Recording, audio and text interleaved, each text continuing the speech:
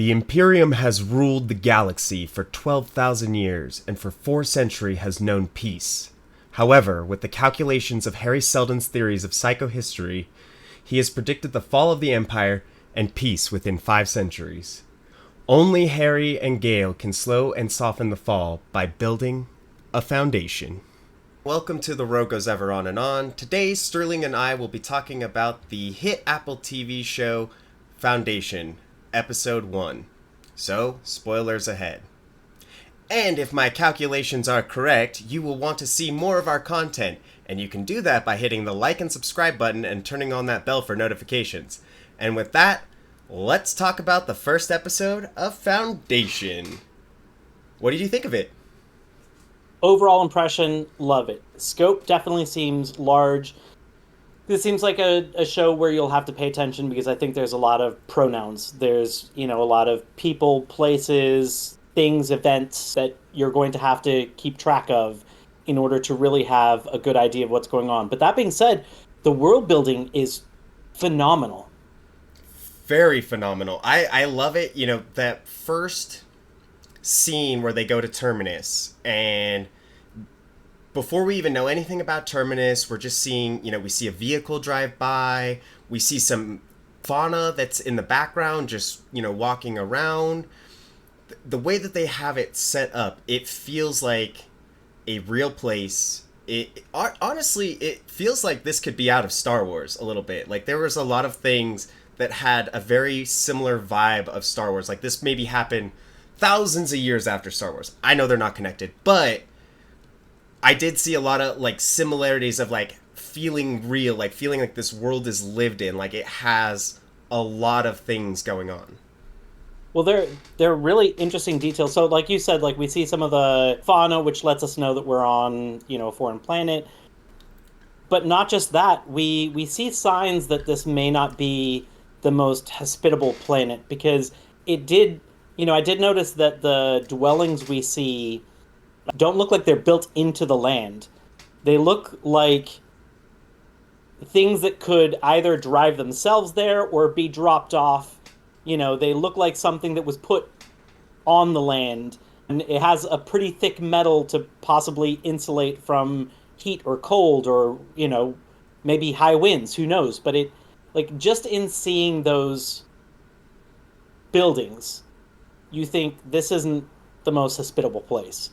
So it's interesting that they can show that with just tiny little details.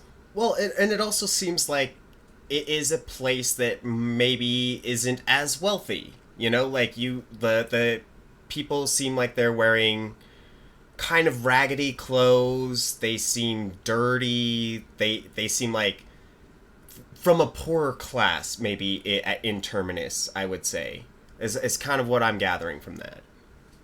They also, it doesn't seem like, we don't know if there's other populations on this planet or not, but that seems almost more like an encampment than anything else. It's definitely not a city or a town.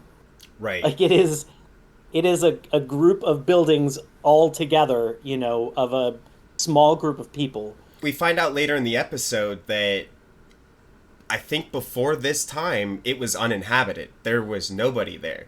So, we have, it seems like two timelines going on. We have things happening 35 years ago, and then things that are, I think, presently happening on Terminus. And it seemed like before they were setting up the foundation on Terminus, nobody lived there. 35 years later, there seems like there's an encampment there. Right. Okay, so here's some interesting things that I kind of like, a vibe that I got from this show. This show reminds me very much of the history around the period of time of the Roman Empire.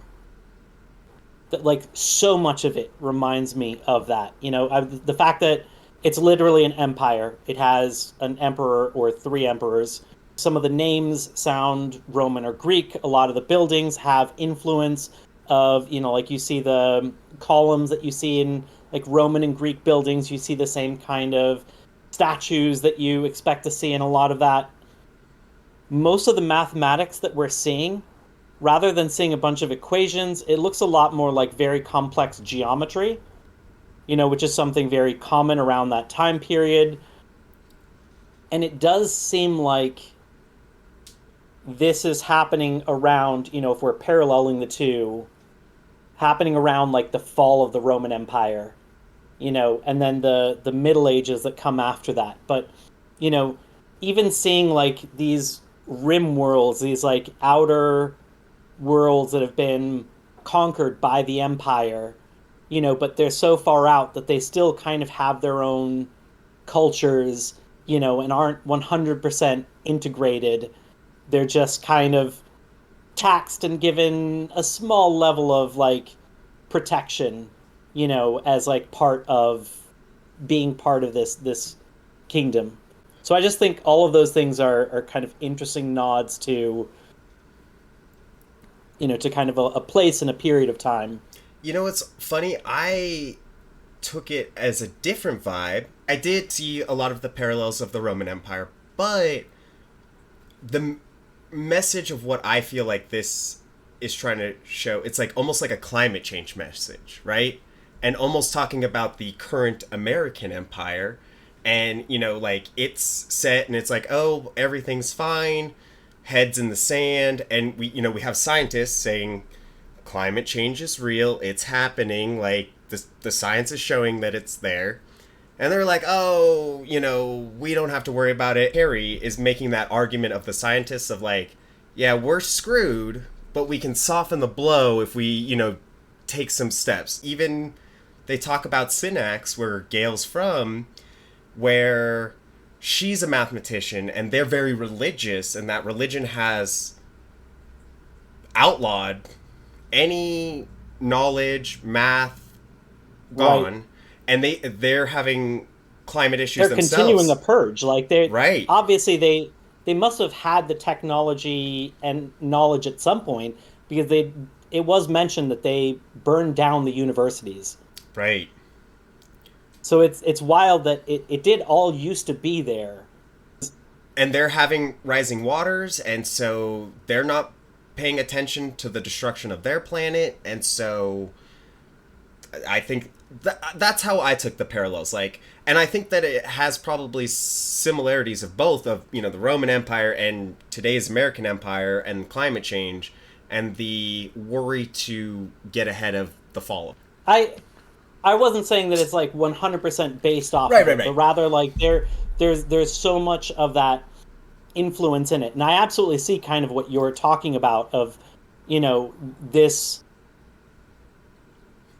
movement away from believing in a scientific body, because it's not just that one population of Synax, but even when the trial is going on, one of the guy who is kind of trying Harry mentions something about, oh, well, what you're saying is so hard to understand that only another one of your scholars can prove it.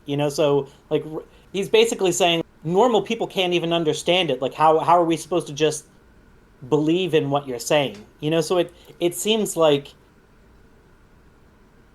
scholarly pursuits are allowed, but aren't necessarily, what everything is built on.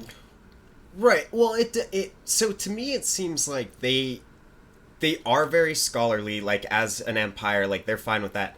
But what it seems is like the practice of psychohistory is still a theory that most people can't understand and most people can't predict the outcomes. And because this like one like niche theory is saying like, oh, the empire is going to fall, and it's creating like, Dave thinks that it's going to create a rebellion against the empire as we know it, but ultimately it's already on its downward course, and the numbers don't lie. Numbers, right? They don't judge, they don't lie, they just tell you as it is. Which, speaking of numbers not judging and not lying and telling it as it is, Harry actually is the only person who knows what the numbers say. I think that Gail has glimpsed some of it, but she doesn't completely understand it. She's admitted to the fact that she hasn't gotten all the way in, which does kind of lead me to the question of, do we trust that everything that Hari said is true? And what I mean by this is, I do actually trust what Hari is doing.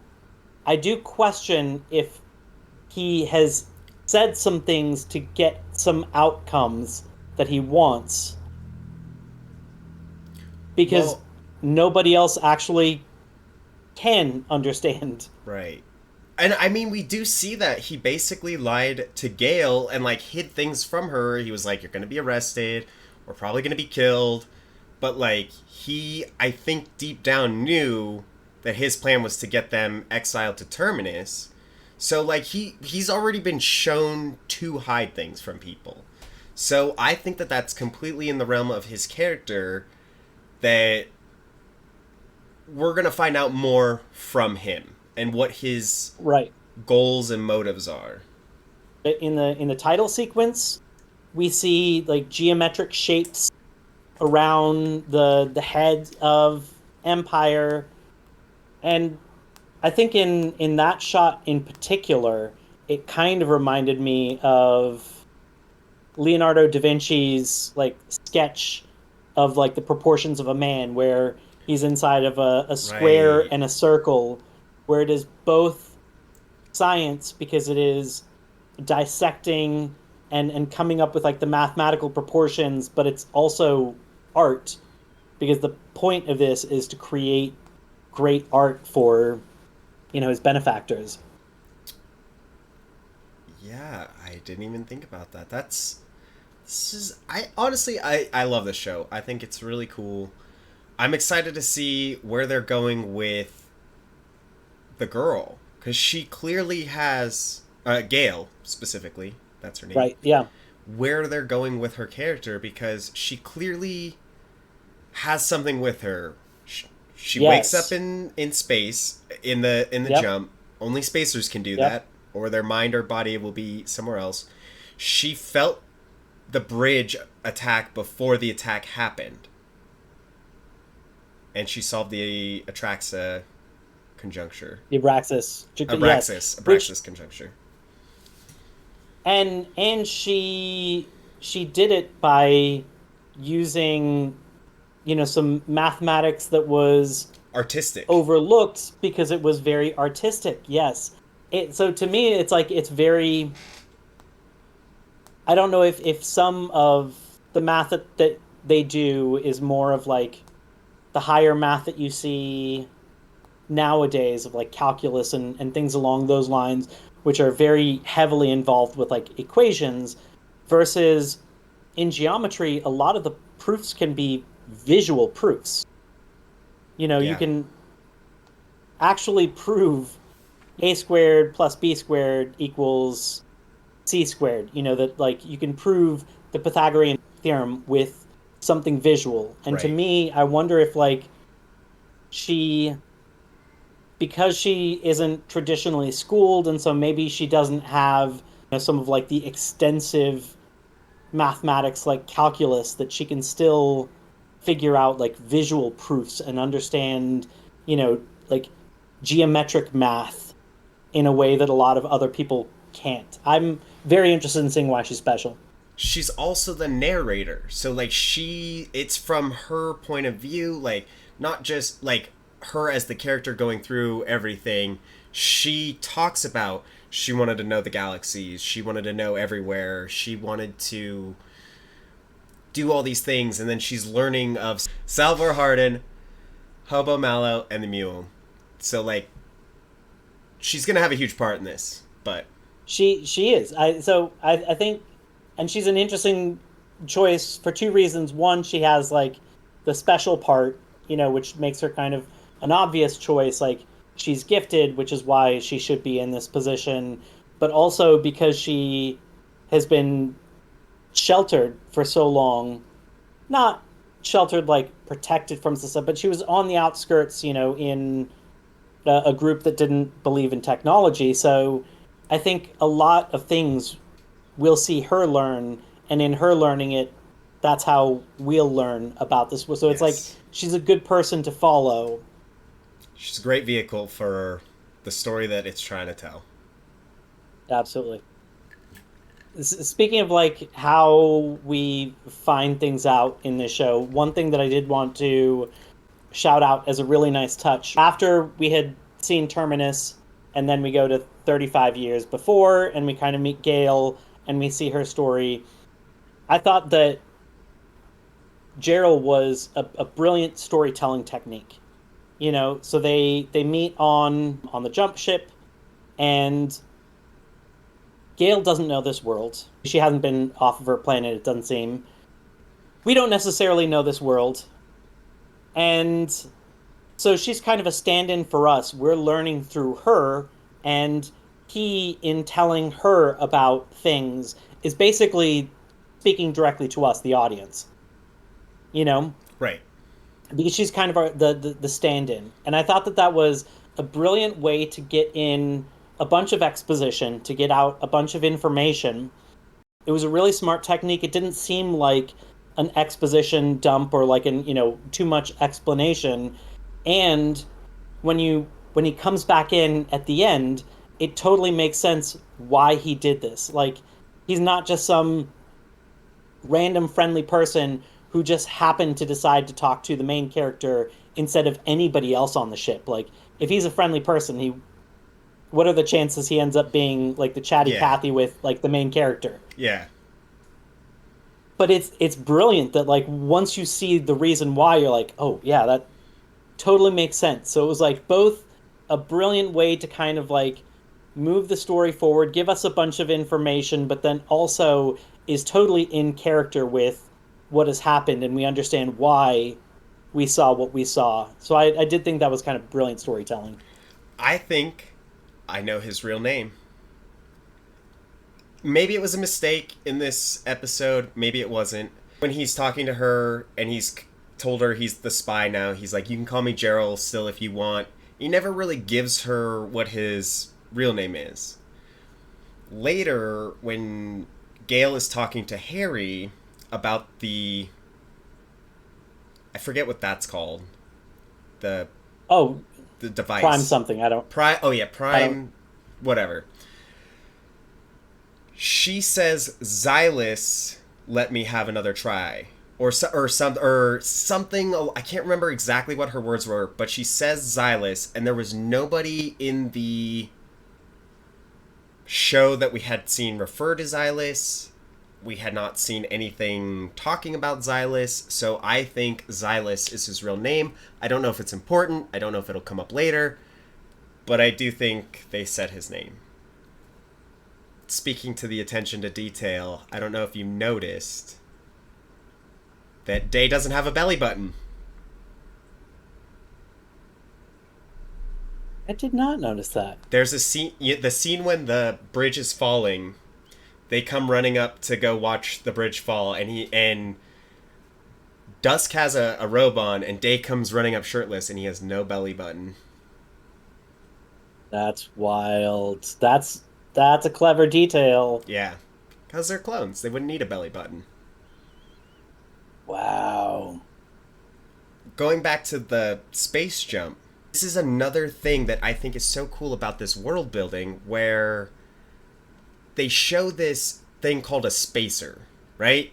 That can Right. go on these jumps, and they don't tell you anything about the spacer. So I feel like they're going to be relevant later on, but you see something that looks humanoid, but definitely not human, has, whether it be a cyborg, Longer neck and like grooves in her face. It builds this world of there's this other species that lives alongside these people, but we don't know anything about it from the first episode except that they don't need to sleep during the jump.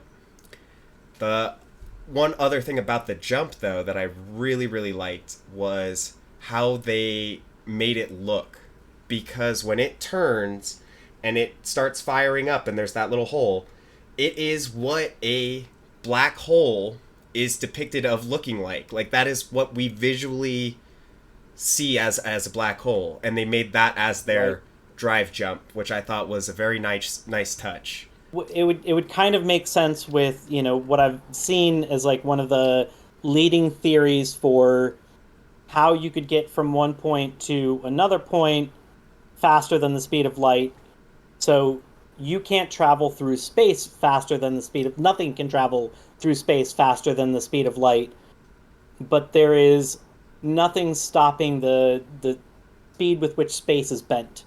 So if you basically warp space, kind of mashing it up in front of you and elongating it behind you, and then you move through that space, it seems relative like you have moved from point A to point B faster than light, but really you've moved through space slower than the speed of light, but space itself has been moved around you. And that kind of makes sense that it's like warping space possibly. So that I did think that was an interesting kind of look.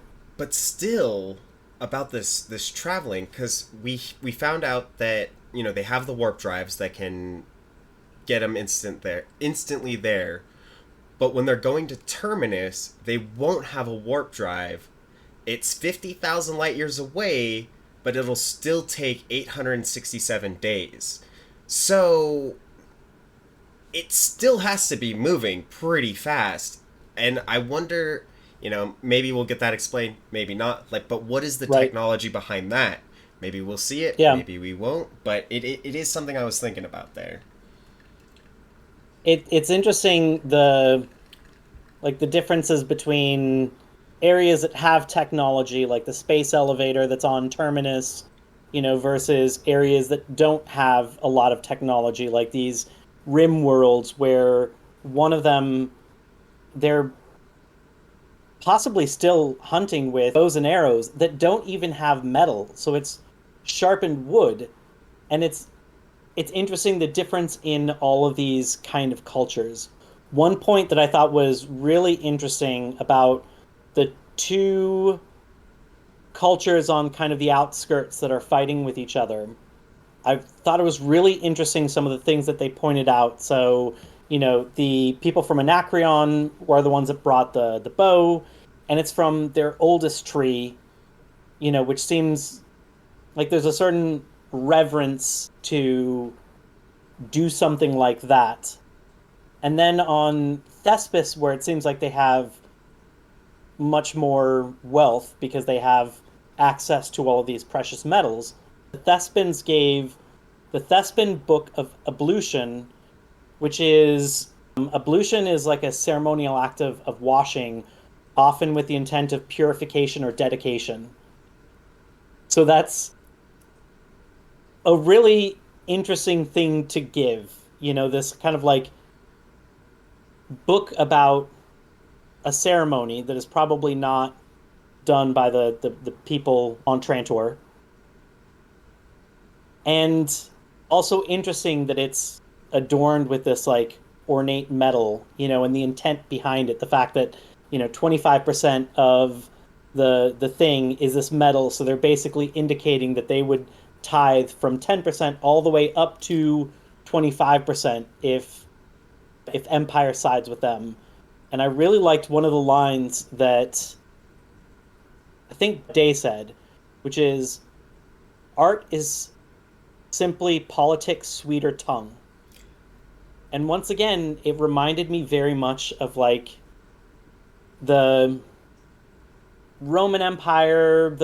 In this case, it actually kind of reminds me of in Florence. There's big piazzas in Florence, has all of this beautiful statues.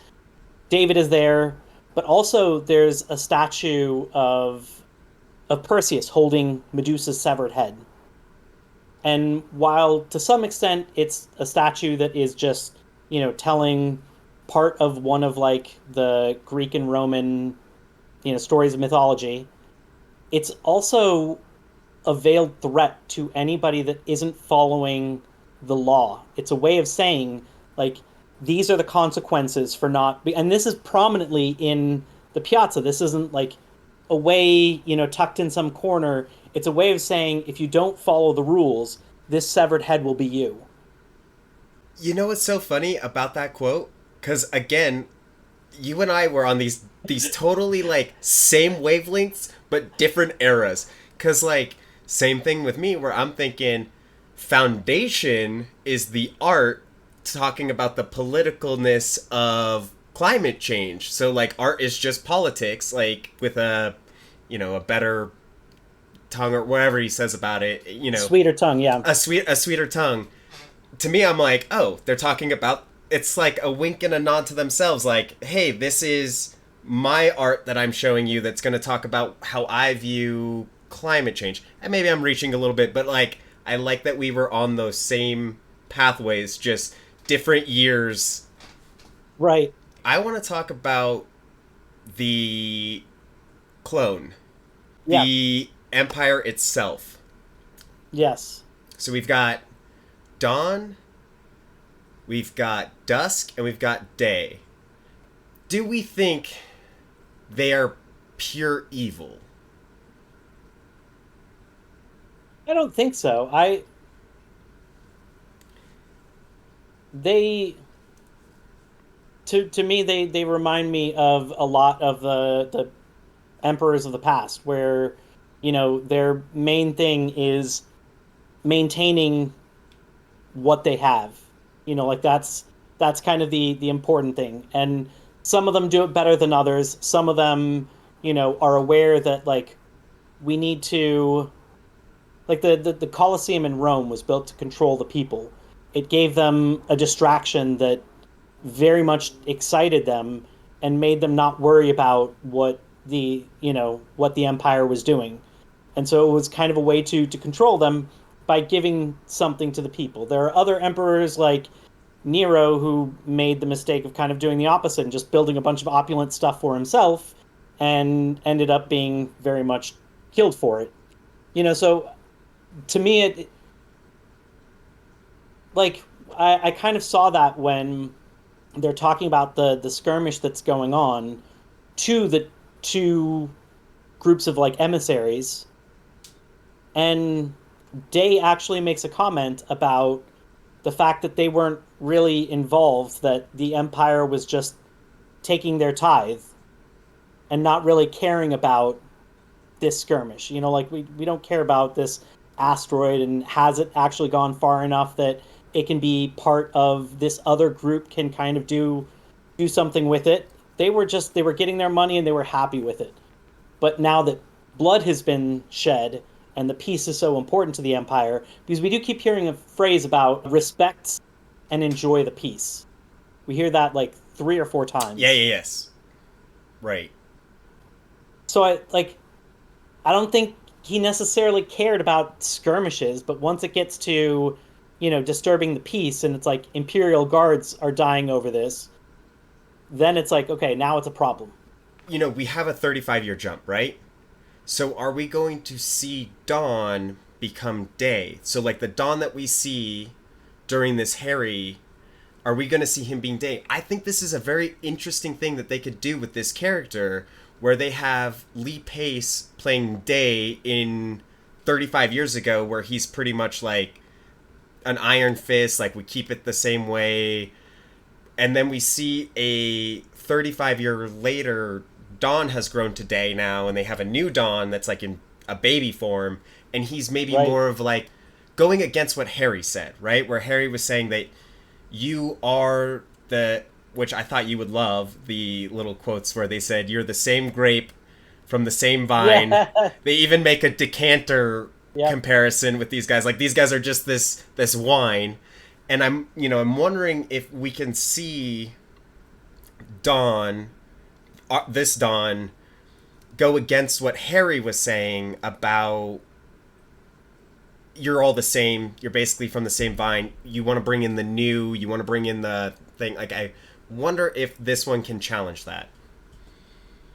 I I mean, I definitely think he's going to be coming in with a different experience, if that is the way it works, which is kind of what I thought when I first saw it, is that, you know, maybe when Dusk dies, they or maybe they only give them a certain amount of life, and then it's like, Dusk, your time's done, and it's time to, you know, bring in a new dawn. Dawn becomes day, and day becomes dusk. I don't know exactly how they're going to do it. I don't know, if it's that Dusk gets to a certain age and they sunset him, or And then they if birth a new one? when he naturally dies, yeah, or if it's when he naturally dies, and then they kind of birth a new one, and each one moves to the next position. I don't know, but I do think that that is an interesting idea, that we could see a very different portrayal of day, where the day that we're seeing right now is the one sitting on this opulent throne, enjoying the peace. He gets to do whatever he wants, doesn't really care too much about the empire as long as there's peace. And now potentially we might have a day grow up in kind of warring times, grow up into or a dawn, that grows up in warring times, that grows up into a day that has dealt with, all that comes with a crumbling empire. So I do think that is interesting. Which, thinking about it, like, I'm hoping that they could show, like, this more altruistic version of him when he's like, oh, I want to prevent, the destruction. But I could also see him growing up in a time of war, making him more warmongery, like, more war hungry. Right. Right. It 100% can go either way, where it's right. like that softens him and makes him sympathize, or that makes him realize even more so that it's like, you got to rule with the stick. Otherwise stuff like this happens. You got to beat the crap out of everybody in order to get things back down. So who knows which version we see. Now, speaking of the 35-year time jump, we meet the warden, Salvor Hardin. Yep. And is that Gaal? Is that supposed to be Gaal? I don't think so, because Gaal said, I didn't know these names: Salvor Hardin, Hober Mallow, and the Mule, the heroes and villains fighting for the salvation of mankind. So I think that I think this is somebody different. Unless she gets an alias. So I'm on the fence if this is her or not, because I don't see the prayer stone scars, right? Which 35 years, they could be really faded, maybe disappeared. But when she says she hadn't heard these names, what if they're like an alias for her, like Salvador Hardin? And the only thing that makes me think this is, if you look at the name Hardin, it almost looks like the combination of Hari Seldon. So I was wondering if she took the name Salvor Hardin, like a savior, Hari Seldon, and that might be me stretching a little bit with just the names, but those other names are still Hober Mallow and the Mule. I wonder how they're coming into play. I like that they've kind of set the seed for that, so they're letting us know. And I also wonder if we're going to still see a little bit more of the 35 years leading up to this. And then maybe the 35 years after, or something like that, because it does mean that we've got some interesting story to tell of. So as far as the past goes, the 35 years leading up to Terminus, Gaal says something about having to remember the past. She says, a mathematician, a martyr, and a murderer. So I think those are three of the important roles we're going to see leading up to where we are. And then three of the important names that are going to come out later, and we've met one of them, is Salvor Hardin, Hober Mallow, and the Mule. And so I think it's kind of interesting seeing that set up. And I'm excited about learning who these people are and what their place is in this. I also do think she might be a little young to be Gaal, because I think Gaal is probably at most 15, or at the youngest 15. Right. I know that they can get a little bit older actors. Maybe she's youngest 15. 35 years would put her at 50. That woman doesn't look 50. So I could also see that woman being the daughter of Gaal, maybe. But I do think we are going to see a lot of the jump backs because, we have Jared Harris, who's playing Hari Seldon, and he is a pretty well-known actor, so the fact that he would just be in one episode and we're 35 years in the future for the rest of it, I think we're going to see a lot of the past that has affected the 35 years and why we're fighting from this point. Yeah. They've done a very good job of kind of setting things up. I think that this is different from some of the kind of puzzle boxy shows that we've seen where information is purposefully hidden from us in order to keep your interest up. This feels less like things are purposely hidden and more like the scope of what's happening and the scope of this galaxy is just so large that you just can't see it all.